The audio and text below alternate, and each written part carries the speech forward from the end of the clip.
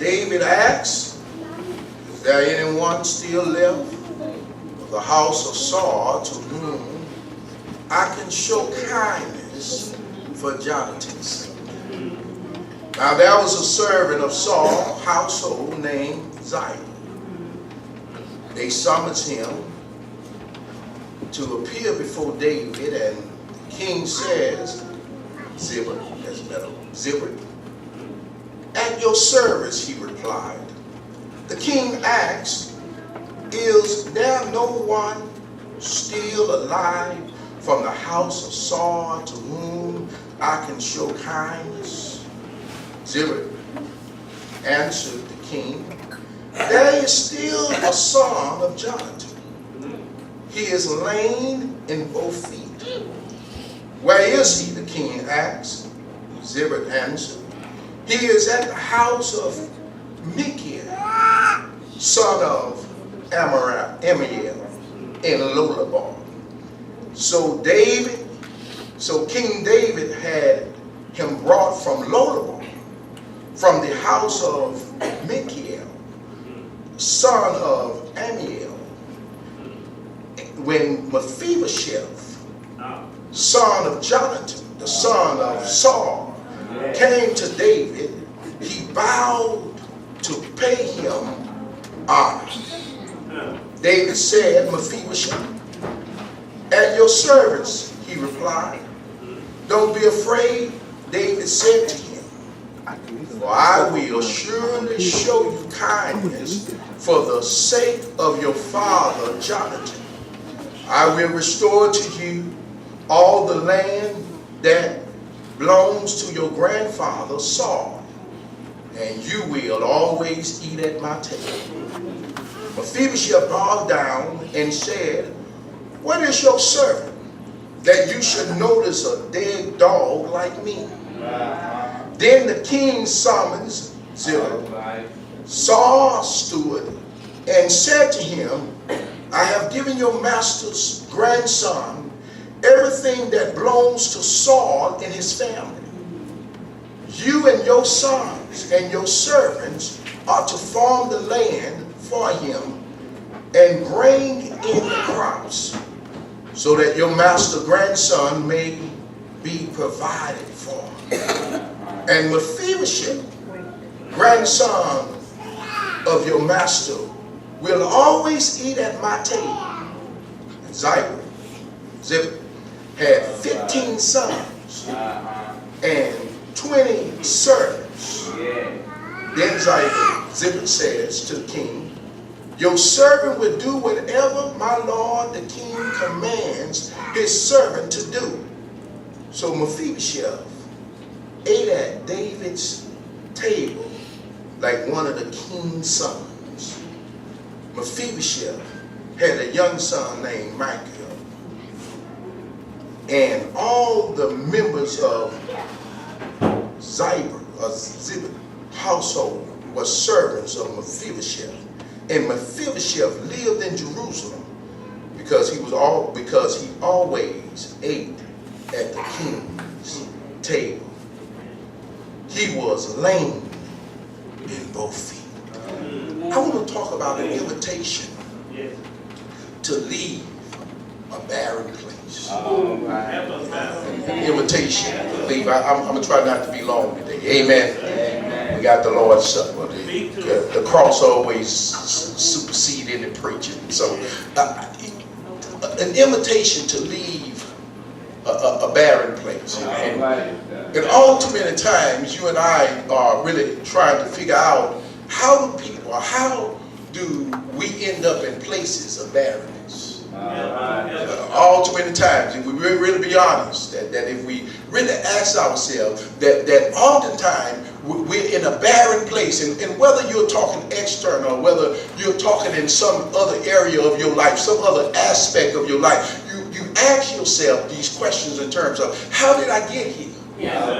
Why is it that I'm so dysfunctional or non-functional or non-productive in this area of my life. You raise and ask yourself things like, why I can't get things to grow? Why I can't move in this area? Why I can't develop in this area? I mean, I'm gifted. I have capabilities. I have knowledge. I've learned some things. I've been to school. I mean, why is it that you and I, when we look around and be honest with ourselves, that there's an area in your life that remains barren, and no matter how much effort you've given it, or no matter how many times that you tried to do something about it, that you feel just like Mephibosheth, you want better, but you can't get better because it appears that this part of your life is lame. It is unproductive. It is a place where you cannot help yourself. It's a place where you can't pick yourself up, where you can't pull yourself up by your own bootstraps. This part of your life is where no matter what you try, never works, and it seems like somebody tries the same thing you, and it works for them, but it doesn't work for you, and you're trying to figure out, I have legs, but why they don't move in this area? I got the physicality, I have the capability, I have the capacity, but the problem is you have legs in the area, but your legs just don't work. It doesn't have the strength. It doesn't have what it takes in order to get you going or to get you moving in this area. You start asking yourself stuff like, why is it that I have barren areas of my life to where no matter how much effort, no matter how much prayer, no matter how much help, no matter how many times the preacher preach over me, no matter how many times I read the scripture in this area, I still walk away and I come and I discover that this is still a barren place in my life. Is there anybody in here other than me that want to testify this morning that though I look good on the outside and though you see me moving around, but there's a barren place in my life. There's a place in my life no matter what I do. I can't get it to grow. I can't get it to go. I can't get it to move. I can't get it to produce. And I'm trying to figure out why I can't get this thing. Why is it that I got a lower bar experience in my life? Why is it that I'm standing in a place and I'm doing things to try to get out of the place, but I can't get out of the place? I'm helping myself as much as I can help myself, and no matter how much self-help I'm doing, it still have not gotten me from where I am. Is it anybody in here really want to be honest with God and with yourself, and maybe a couple of others in this room? You ain't got to tell us where it is. Just testify that it is. Amen. You ain't got to tell me where your barren place. Just shout real loud and let me know in the room that I have that place too, Pastor. You ain't by yourself. You ain't the only one that's still digging but can't get anything to grow. That's still planting and it still ain't yield no fruit. You ain't the only one been watering areas that have not given irrigation in terms of its productivity. You're not the only one in this room. God, I just need about 3 people that'll testify with me in this room that you're in the right place today. You're talking about this subject. I ain't go, okay, if I got at least 3, I'll keep on preaching. Watch this in the text. The text says, hey, that David one day wakes up and he remembered his season of barrenness. Hey.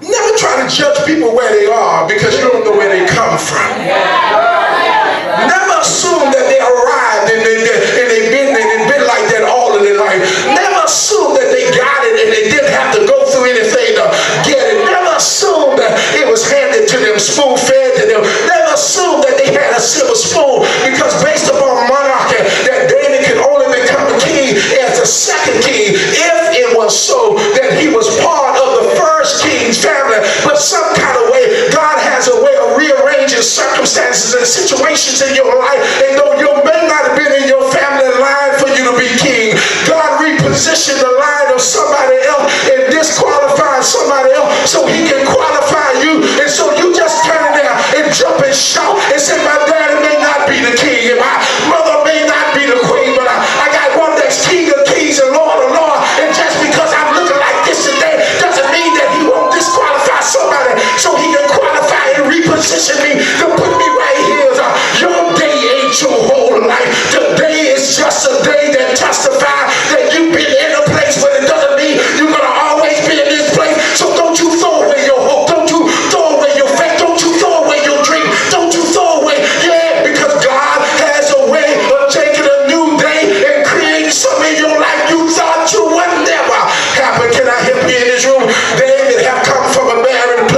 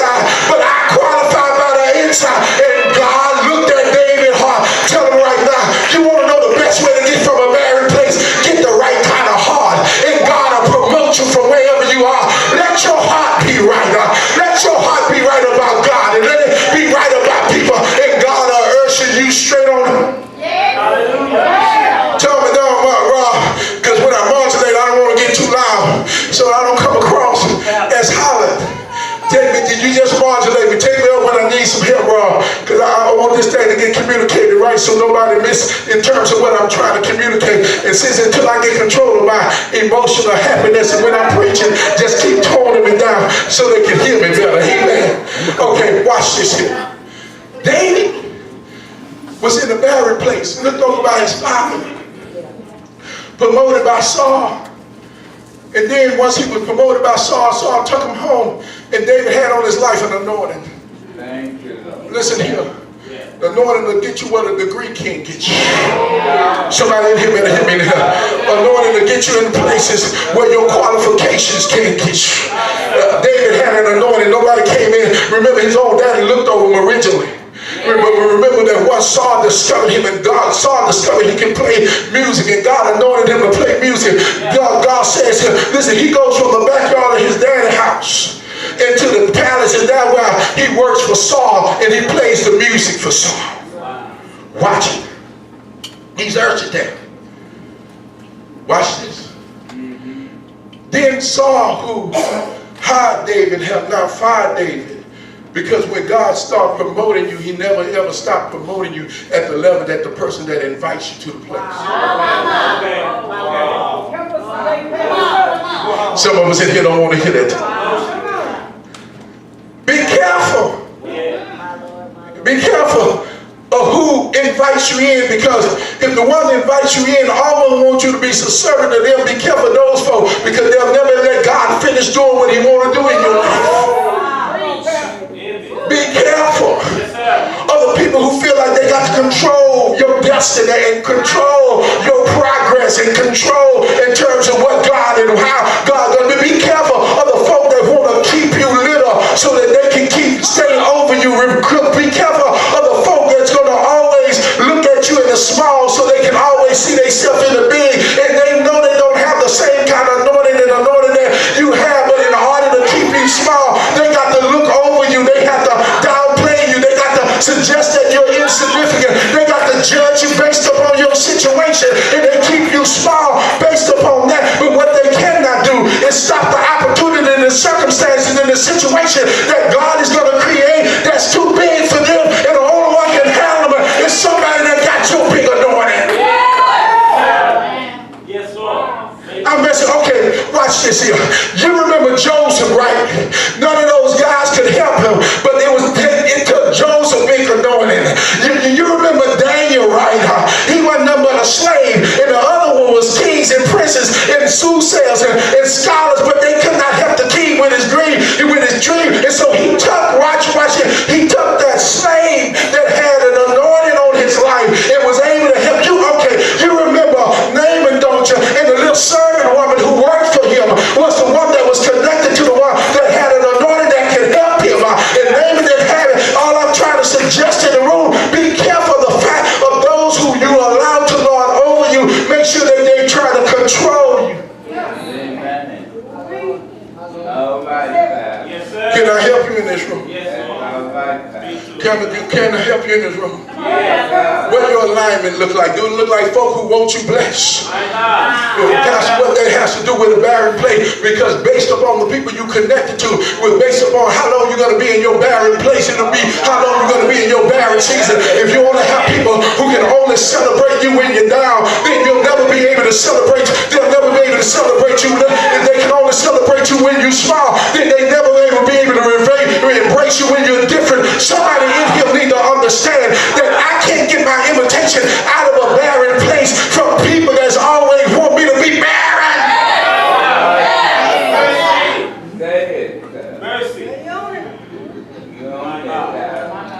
David knows what it's like to be in a barren place. He knows what it's like for your daddy when your daddy can't help you, your family can't see you. He knows what it's like to have a job and then be fired from your job, and now you're trying to figure out what's going to work for you. He knows what it's like that you have to start a business because nobody will give you your worth or your value, and so you got to set off and do something else and start a security service because they blocked you because he wanted to keep them small. Saul blocked him once. God, the women start saying, Saul killed his 1,000, but David is 10,000. Blocked him. So God wouldn't use him.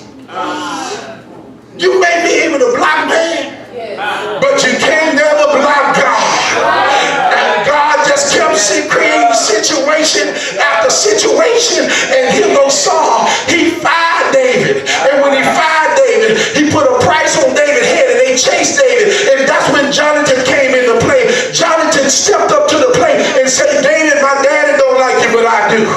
David, my daddy wants you dead, but I want you alive. David, my daddy don't value who you are, but I value you, David. And because I value you, David, I'm going to hide you from my daddy. I'm going to protect you, and I'm going to look over you, and I'm going to bring you bread in your barren place. I protect you while you're in the field, and I send bread to you when you don't have anything. And Jonathan risked his relationship with his father so that he could help God's anointed. Somebody in here need to learn that sometimes I'm risking my human relationships so I can help my anointed relationship. Somebody in here, you better hear me. You better hear me. Watch it, because it'll bless your life.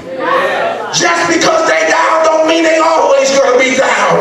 Just because they're without doesn't mean they always gonna be without. Just because they begging now don't mean they're gonna be begging later. Just because you up now don't mean that they won't be up later. And you got to be careful how you treat the people that God has ushered in your life when they down and when they're in need and when they trying to get there and when they're in struggle. Watch the folk that mistreat you when you're down. Watch the folk how they treat you when you're small. Watch folk how they treat you when you don't have it. Watch it. Watch it. Watch how they talk about you. Watch what they have to say about you. Watch how they look at your circumstances. Now watch how they downplay you. Can I help you in this room? Today is a good day to divorce everyone that has talked about you, discredit you while you're trying to get up. They can't help you. They don't want to help you. They're a negative force that will forever keep you down as long as they can. As a matter of fact, they're trying to impede your progress and slow you down while trying to pretend and participate as if they're with you. That's true. That's true. Let them go today. Somebody in here, I got to help you. This season is time to get the cankerworms off your life. This time it's time to get the leeches off your back. This time it's time to get the folk that only drain you and never dry anything for you and move them out of your way and tell them, I can't carry you in this season. See you later, boo-boo. I'll talk to you down the road, but right now I'm in a season where I need everything I have so I can get what I need. Can I help you in here? Can I help you in here? Watch this right here. David knows what it's like to be in a barren season, and David knows what it's like for somebody to stand with you when you're barren. Jonathan was the prince on his way to be king. And David had been anointed to take his place, not his father's place. That's right. Somebody miss it. We miss it. Saul served 42 years, which is the full term of any king or any place, anything. He served every 42 of his years that God appointed him. But God just said, I reject him, but I left him in place. And so watch this right here. And Saul stayed there 42 years. On the average, he stayed 2 more years than the average king. Yes, sir. Yes, sir. David was not anointed to take Saul's place. He was anointed to take Jonathan's place. And it creates a different kind of weight when you go and try to help the people who's going to take your place. Okay, that mess with you in this room. One more time in this room. David was going to be king and Saul said, but the place was Jonathan's place because he was next. Can I help you in this room? This is about to teach you something real strong and powerful in terms about love. And when God creates divine relationships, that they don't jock for position, they don't jock for place, they don't worry about anything about that, because that's something divinely happened to where you don't worry about it, because God, you already know that God has something for you in it, and you're going to be good wherever your place is. Jonathan knew that God anointed David in his place. Jonathan knew that David would become king and he would not. But yet he still helped David to get to his place. Y'all want me to leave y'all alone in here? Watch this.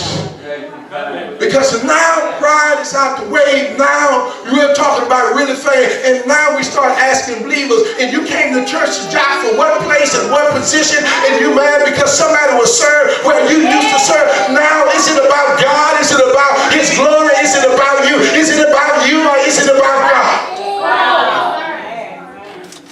You hang on folk because you tired at the job you've been doing, and you're doing it in a tired way, and you still don't want nobody to take your place. Don't do it, Pastor. The doctor don't. Oh, the doctor looked at and watched at me. All right.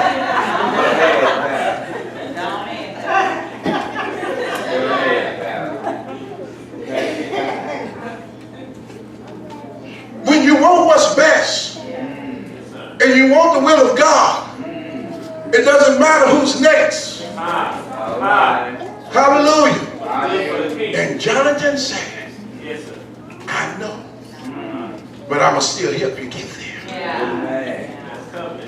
Fast forward, the day comes when God has sent the Philistines to end the reign of Saul. When Saul died, fell on his own sword because he didn't want to be killed by the enemy. When Jonathan died in battle, the word was sent to the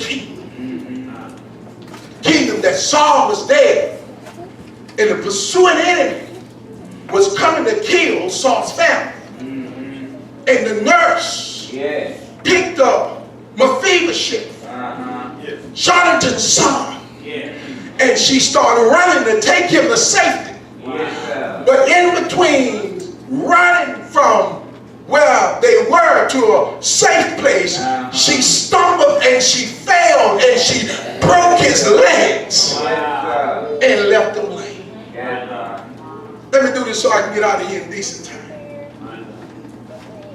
And now he's laying, and she hides him in the best place where they know they wouldn't look for a prince. Oh. Sometimes God is hiding you in places where He know the devil won't look for you. Oh, somebody in here better get this in it.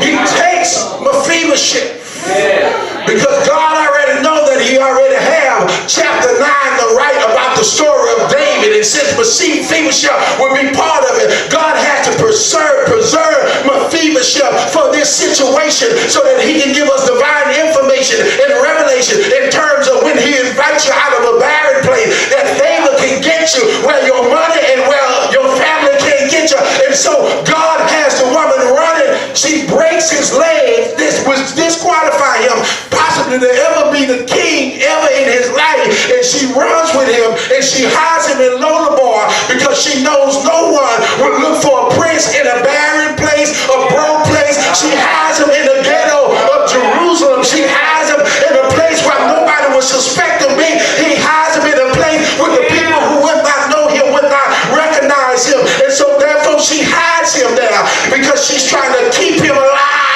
Somebody in here needs to shout and tell God, thank you for hiding me in a barren place. Thank you for hiding me in fifth floor, because they would have killed me if I wasn't there, because nobody was looking for them. Jesus had to say thank you for hiding me in Egypt, and then thank you for hiding me in Nazareth, because they weren't looking for me in Nazareth. And there rose a great Messiah or deliverer out of Nazareth. But God knows how to hide his people. You ought to tell your neighbor, God knows how to hide my people. People are looking at my circumstances, but they don't know that my situation is He's hiding me. Yeah. On 615 Cage, He hid me. In the backyard of Miss Girl's house in the Fifth Ward, Texas, He saved me. God knows how to hide you and keep you where folk will not mess up your life. And I just keep on thanking God for the people He didn't let raise me. I thank God for the people He didn't allow to help me. I thank God for the people He didn't allow me to be a part of. And I praise Him every day of my life because I know it was God hiding me until He got ready for me. Yes, sir. Mephibosheth is in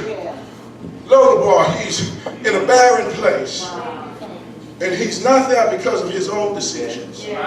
But he's there because of the decision of his family. Yes, sir. Yes, sir. Let me break this down. Some of us got some barren places going on in our life. Yes, sir. Because of the decisions of your father and your grandfather and your mother and your grandmother. This stuff showed up when you was born. You already had it. You came along with it. It was part of your makeup. It was part of your human experience. And you've been trying to get it to grow, and they couldn't do nothing with it, and neither have you been able to. Amen. But today is a good day. Because God is about to invite you out of your barren place. Today is a good day. God is about to invite you out of your broken place. Listen, he's in the barren place, but he can't get out of the barren place because he's broken. Wow.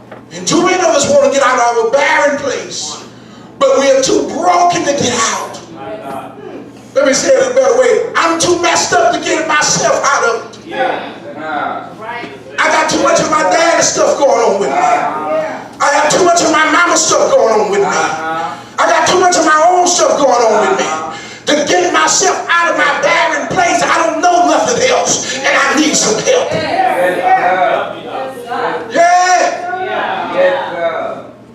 Watch it. He's broken. But he can't get out of his barren place because he's broken. He ain't just broke, he's broken. He cannot talk about who he is. Because if he brings up his name, the fact is that someone would kill him in order to preserve the kingdom of David at this point. Somebody in here need help. Watch this, I'm going to break your heart with this. When Saul died, Saul's son became king. But he never ushered his nephew out of Lodabar.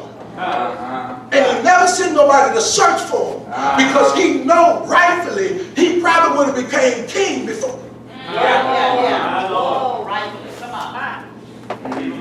There's some folk ain't gonna never call your name. There's some folk ain't gonna never let you apply for the job. There's some folk ain't gonna never mention you because they know that if your name is mentioned, then you would be ushered in the place where they're trying to get, and so they have to block you. You know, anybody in here ever felt blocked? Come on.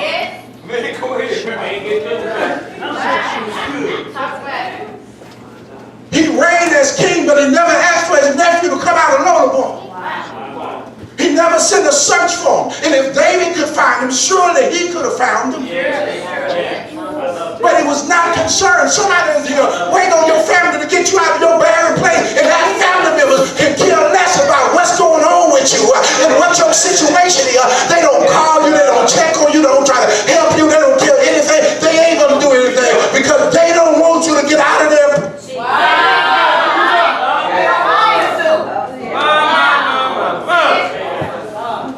You in this situation. Some people, the way they feel greater is to make other people feel less. The way some people build themselves up is by tearing other folk down. The way some folks become important is to make other people unimportant.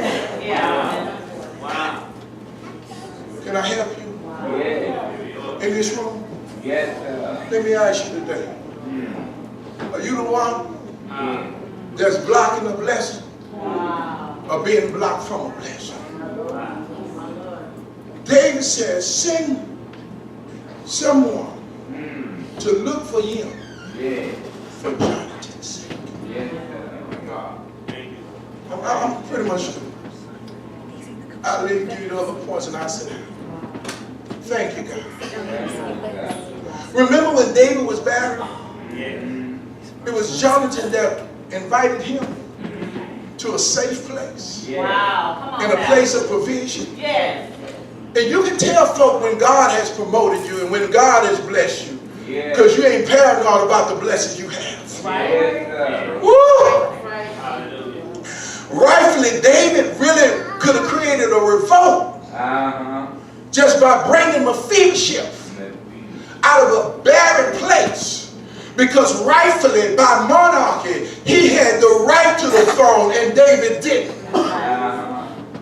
But when God has given it to you, hallelujah! When God has blessed you with it, when God delivered it into you, when you didn't have to cut somebody or undercut nobody or mistreat nobody in order to get it, you ain't tripping about it. Can I help you in this room? David said, find him. You know, that's that's Jonathan's son. David, you know, they were questioning in terms of the house of Saul, should it be restored? Because always remember, whenever the new leader and the new king come in, there's somebody always want to keep the old king alive, even though you didn't like him when they was here. Oh, I'm the only one in this room ever seen something like that. Oh, okay. Let me make it a little personal so you can grab it. You still talking about an old man that you left and that left you. And comparing it to the new man that's doing everything that the old one once didn't do. And now the one that you was hating and wanted to leave, now you celebrate him after he's gone. And now you put the burden on the one that's with you now. Carry both. Oh, I'm the only one that in there. Isn't it funny how folk, the old folk, people kind of bring them up and celebrate them as if they was all that in a bag of chips. And I always ask people, if they were, why you didn't stay with them? If he was so great, why you didn't stay? Why y'all ain't still together? Why you bothering me? Why you calling me? Can you release me from this chaos? Go find him. Because it's just human nature to celebrate what's gone and try to dishonor what's there. And David could have created a kingdom crisis. But David knew that he was anointed to be in a place. And when God anoints you to be in a place, can't nobody take your place. When you've been anointed to do it, you ain't got to trip about it. You can do like Elijah. All of y'all can have a chance at it. But at the end of the day, I'm the only one been anointed to cause fire to fall down right here. Have your way with it. Pour your water. Lay your logs. Do whatever you want to do. But at the end of the day, there's only one that God has anointed to make fire come down on Mount Carmel in this season, and it's me.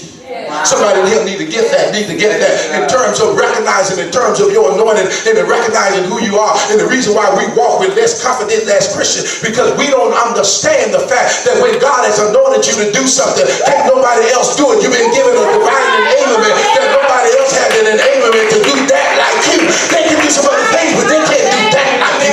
They can go some other place, but they can't do it in that place like you. You have a divine enablement that has enabled you for that season, for that dispensation. Paul was saying, and you need to understand that, and David understood that, so he can usher Mephibosheth out of Lodabar and not trip nor worry. Some of us won't invite people out of their Lodabar because you don't feel you anointed to do what you've been doing. You're intimidated because there's no anointing on you. Say that again. You work your jelly to get in that place. Say that. You did whatever you had to do to get in that place. But when God anoints you to get in the place, you'll show up and people say, you, who, me? That's it, pal. People say things like, where you been? Hello? I need to help believers with that. Because when you start ushering people out of a barren place, and it ain't always about the external. Sometimes it's in terms of where they are in their spirit. Sometimes it's where they are in terms of their disposition and their minds. When you start getting ready to do that, don't worry, don't stress. Amen. When God has anointed you to be a place, when God has anointed you to do a thing, I don't care who it is, they cannot do what you do like you do. Because you've been anointed for that season. And you've been anointed for that time and that place. Don't worry, don't stress, don't be hating on folk, don't be trying to block folk. Open the door wide and tell them come on in, because obviously there's something in this anointing for you too. And David says to him, bring Mephibosheth. I wish I could see him walking, laying in his leg, crutches in his hands, dragging his feet. Barren. He's a prince, but he's barren. He's part of the royal family, but he's barren. He's broken. He has no hope for his own future. He has no way to help it himself. But he's got an invitation, hallelujah, from someone that he don't even really know. He just know and heard about David, because by the time he came along, he was a little baby, and he just heard the stories of his dad and David. But he didn't know David enough to be able to trust David. He didn't know David enough to know that David would help him. And so he stayed in Lodabar, and he didn't have to ask for any help because he was unsure in terms of what would happen to him. And some of us are standing in Lodabar because you're scared to ask for help, because you ain't sure what people are going to do, how they're going to respond, whether they're going to help you or mark you, whether they're going to make you or break you. And so you just stay where you are. You feel broken. You know you need some help. You're tired of being where you are. You're tired of the Barren place, but you don't want nobody to mark you, make fun of you, or laugh at you. You don't want nobody to belittle you no more. You're tired of being in the situation that you're in. But the good news is today that that's an invitation coming your way, and it is coming from God through some servant that he's chosen to use to usher you out of your barren place. And he told Mephibosheth, come on. Hallelujah. And when he got there, hallelujah, I'm through. I'm going to leave you alone. Put your feet under the king. He's there because of family decision. He's there because he's broken. But he's leaving because of family decision too. Wow. Because his daddy decided to work with God and not against God. Yeah. I have everything I can say to any parent in here. When you decide to work with God, you're about to add a favor for your children that you may can't send them to the college you want. But when you work with God, he'll have somebody else. I know I'm a recipient of it.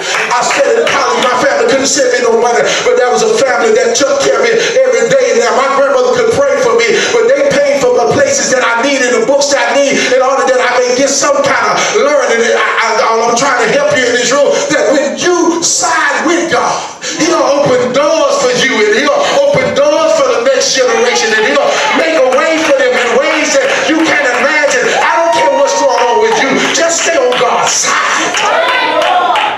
And Jonathan sided with God against him. Yes, sir. Can I help you? Yes, sir. Thank you, God.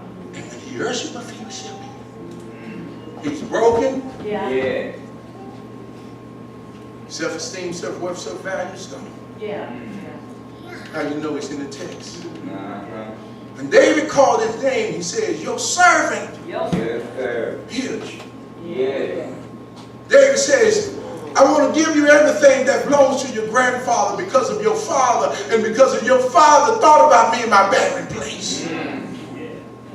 When you're up, be careful how you treat people when they're in their barren place. You never know. They may not never have to help you, but it may be your children they may help you. Maybe your grandchildren they may help you. Be careful how you.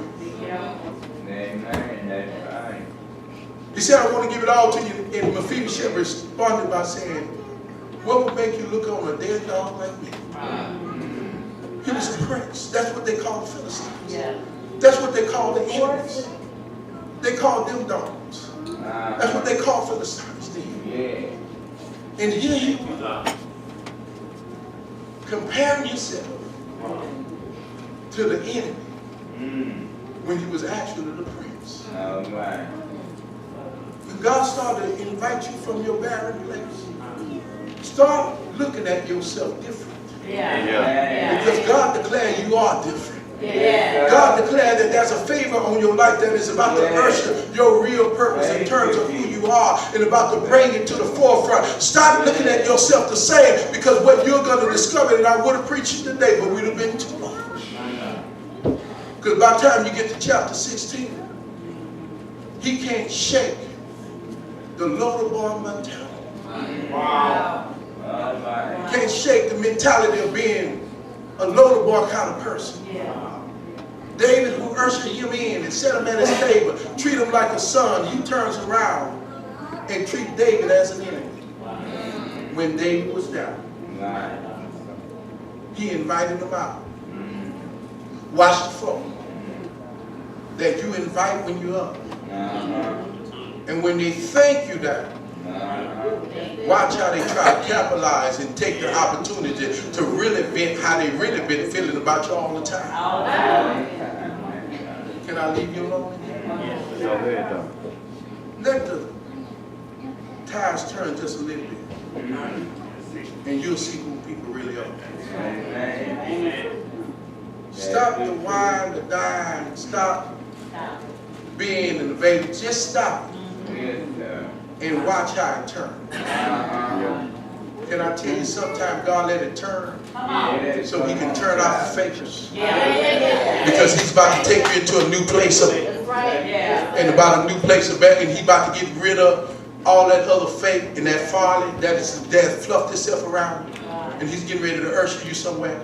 And he needs you to know that when you get to this level, because the level is too high than where you've been before, you can't take fakers and you can't take pretenders and you can't take folk that doesn't want to see you. You can't take folk that has a negative perspective of you. You can't take folk that's going to drop your story and tell what's your personal struggle in a public place so that they can get one up on you or so that they can make you look insignificant. I don't care if it's your mama, that if your mama do it, then drop your mama until I see you during the holidays, come holler at you. But I'm not going to let you run with me in this circle. Baby, you got to go because you're negative. You talk me down when other people can celebrate me, and you want them to minimize me so that you can feel like you something. You don't want to accept the fact that you failed in handling some things for me, and in order to deal with your failure, you rather make me look like the failure that you are so that, okay, you want me to leave y'all alone in here? Preacher, man. Tell it if your wife and you keep that up, tell her, baby, we'll stay married by paper, but I ain't taking you nowhere with me because you messed up and I can't go anywhere with you. I ain't going to get no divorce because God hate divorce. But I'm going to do just like David. I just won't have no children with you and I won't produce nothing with you. I'll tell you to sit down and wait till I get back. I'll take care of you the rest of the days of my life, but I'm not about to usher you into a place to where you're going to bring disdain to me. I don't care who you are. You're not obligated to take nobody that does bring disdain to your name or talk you down or talk bad to you. Get them out of your life. Some of your barrenness because you got the negative people. Every time you grow something, they tear it down. Every time you make a step forward, they draw you and call you back. Every time you're trying to be somebody different, they want you to be the same person. Every time you're trying to go up, they like crabs want to pull you down because they know that they ain't going nowhere and they don't want you to go nowhere. And they know that you are anointed to go somewhere and they ain't got no anointing to take them anywhere other than where they are. And so they got to manipulate the situation and keep you in it. Tell them I ain't no fool. I make what your existence important. See, folk that here we go. Somebody gonna say, "Oh, isn't that an arrogant?" No, it's not. Watch it. Because if you can't walk in the confidence in who God created you to be, you'll never be able to lead people. That's right. That's right. And some folk don't want you to be able to lead. They're unleadable. They'll hang around you and be around you, but they're unleadable. They ain't never been led before. It's like a wild horse in a Western movie. If you ain't never been rode, don't think you the Lone Ranger who's gonna ride. I got too old breaking horses. I tell them, go somebody else, you go break them in. I'll ride them when you get through breaking them. Amen. Send them to the specialist. Somebody ain't got nothing to live for. I got too much to live for to be jumping on wild horses. But God started inviting you out of this barren place. Watch how people treat you, how they respect you, how they honor you. And quit taking people who want to come along. Hear me? Who want to just come along. Wow. People who want to come along, just a crowd that want to see what's going to happen. Come along. See people who's trying to help you get along. Yeah. When they help you get along, that means they got something in their hand. They involved in the process of getting you and helping you get where you need to go. They ain't some people that's walking by, standing by, and watch this. Always give people who think they just coming along, give them an assignment that makes them uncomfortable, and you'll see how well they want to come with you. Don't give them what they want to do. Give them something they don't want to do. Yeah. And then you'll see in terms of who they are. Then you'll see. You got it? Don't give them what they want. Learn how to tell them no. And see how long they still walk with you, talk with you, deal with you. See in terms of when they call you and the fact that they don't call you no more when they can't get what they want from you. It's just a season we're getting ready to go. This whole 2019 been a season of revealing. Yes, it has.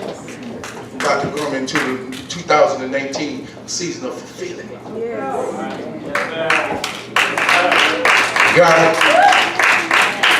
I ain't scared. I ain't scared. Whether it's up close and personal, I ain't scared. I ain't scared to lose at no level. So the point you get scared to lose, you will lose. You're scared to walk in the confidence of who God has called you to be and what God has called you to do, you'll lose. You don't need nobody. When God called you, he didn't see nobody else in terms of what he was calling you except the people he was calling you to. He called you by yourself. He found you exactly where you are and he looked at you and said, this is what I have assigned for your life to do. And nobody, I'm not like Jephthah. Jephthah needed devil or the Lord to go with him in order for him to get victory. You got to learn. I can go even if I got to go by myself. He was scared. And that ain't in terms of exclusive. That means stop allowing these folk that they ain't really come. They just spectators. They don't really, they're just waiting for something to happen. They're just hoping that while something's happening for you, it will happen for them. You got it? Somebody need to hear this. And get it. And then operate in it. Operate in it. Then I'm going to give you this last one. Protect the people that protect you. Not the ones who talk about protecting. Because the only reason you protect me is because you think or you like me on that particular day. Today I need you to protect me when you don't like me. I need you to protect me when I do what you don't like. Because real protectors protect you at all times. Fake protectors protect you only for their interests. And know the difference. Know the difference. Know. You're going to have to get these fakers off your line.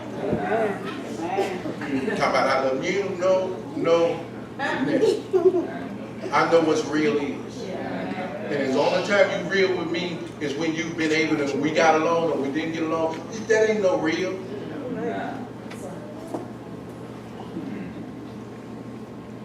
Gotta get it. Pastor was doing just, he's been preaching just what I want to hear. What about the times when I'm not? And they don't cry that nobody would ever walk away from anything that God had told you to say on this book. They don't cry. Wasn't my assignment to cry. Anybody need to cry? The one who gave the word need to be crying. If God ain't crying, then I ain't gonna cry either. I'm just a servant in the vessel to release it. That's right. Amen.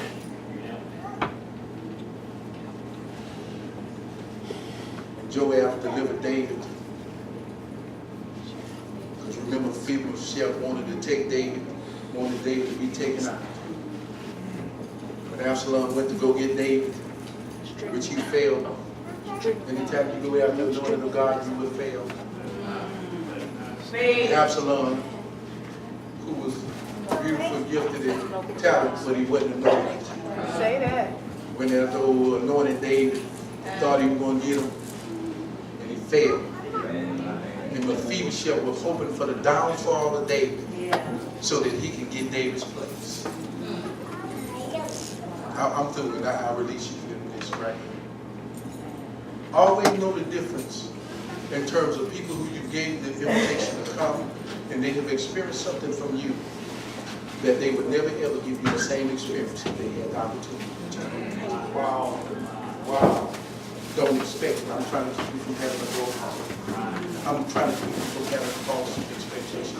Only invite people because God told you to invite them and never expect nothing else from them other than the fact that they come when you ask them to come. Because God is doing something in their life that has nothing to do with you. They never return the favor. You still do it because you did exactly what God told you to do. Never be busy. They say, Pastor, how you keep laughing? Because I just did what God told me to do. And I was blessed on that. Never expected no return. Never expect anything other than the fact, in terms of the fact, I obeyed my Father. And that's my blessing. When you come out of this place, you come. We are coming. Remember. Remember. I need you to remember. Remember in terms of the people that God sustains you. Don't do like some folk. Don't do like Mephibosheth. Ain't nobody thought about it. But when David did, then when David was down, he ain't thought about David. Yep.